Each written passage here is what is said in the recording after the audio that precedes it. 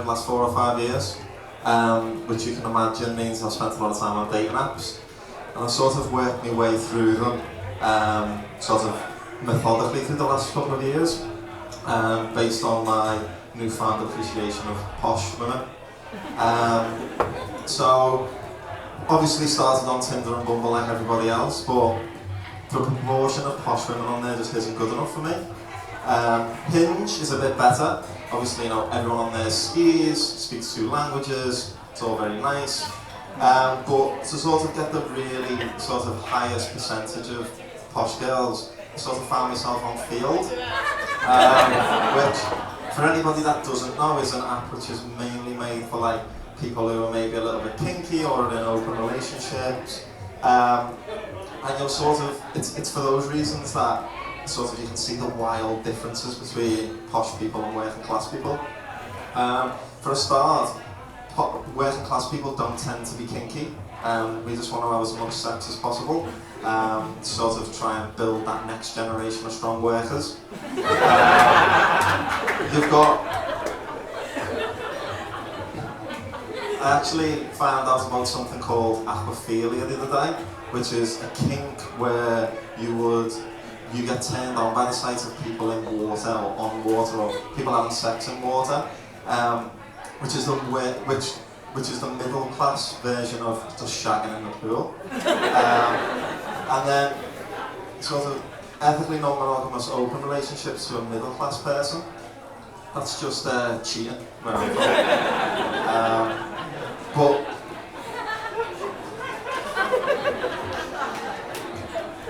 Field can be, it's quite a daunting place. Like you're definitely, more so than other apps, I think, feel like you sort of need to impress people.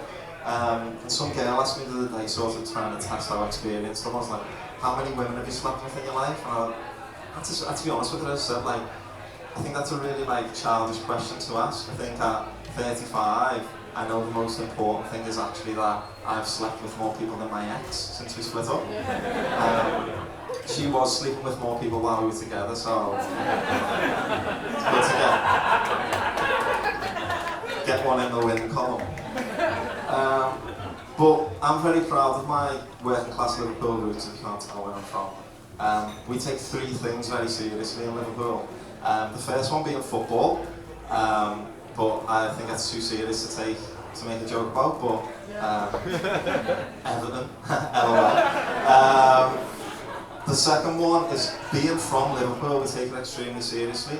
Like I'm sure a lot of you in the room have got a friend who's from Liverpool, who's actually from like Southport or the Wirral, or you know, somewhere like not quite Liverpool. But Liverpool's like a clitoris. For those of us who really care about it, we know that being near it just isn't quite good enough. And then the third thing that we think is really important is politics. So if you grow in Liverpool, hard left-wing socialist. If you're not, you find new arrangements for Christmas dinner normally. So there's people who are sort of in the centre politically have always baffled me. And it's been really interesting seeing them sort of like go through this realisation in the last few years that things that the government tell you aren't always true. And one of them is that like they've realised that you can't trust the police, you know, after all the racism, the sexism, the murder and the raping that the police have been doing. If only they'd been listening to like Scousers, the Northern Irish, the minor communities, the black community, they'd probably be a little bit ahead of the curve. But I suppose what black kids do sort of takes 20 years for posh white kids to catch up with. So at this stage I think hating the police is just the next stage of cultural appropriation, really. But people in the centre obviously think they're always right, you know, they think they're doing the best for the country. But in my opinion, they just sort of say all the right things in public, you know, they want a strong NHS, good schools, be kind to migrants, while in the privacy of a voting booth, just putting an X next to the party that won't actually make them pay for it. So I had a little think of the people that would represent everyone along the political spectrum. The left, I've obviously got Jeremy Corbyn, the left. The right, I've got Tony Blair. The centre, they've got Rose from Titanic. Because while she says all the right things, you know, she loves Jack, she wants to start a life together, money's no object. When it comes down to it, rather than share what she's got, she is willing to let the migrants freeze to death in the ocean.